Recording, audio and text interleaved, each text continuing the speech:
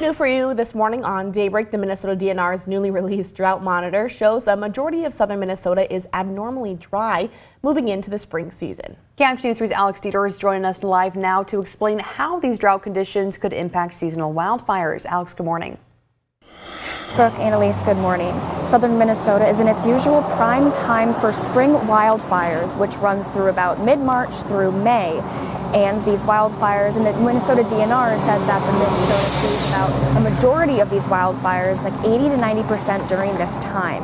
But this year, we're going to be seeing a little bit of a pushback in the spring fire season, pushed into a little further into the summer. And here in southern Minnesota, we have been seeing drought conditions get increasingly better. Drought conditions do have less of an effect on fires in the spring than they do in the summertime.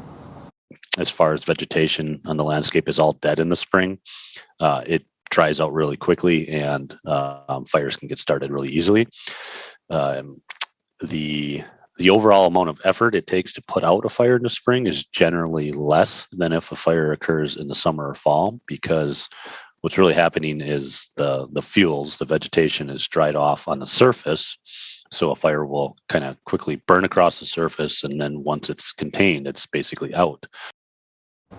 He also says that here in Minnesota, we've been seeing a downward increase in these wildfires. And last year, in 2021, Minnesota saw about 1,600 wildfires throughout the year.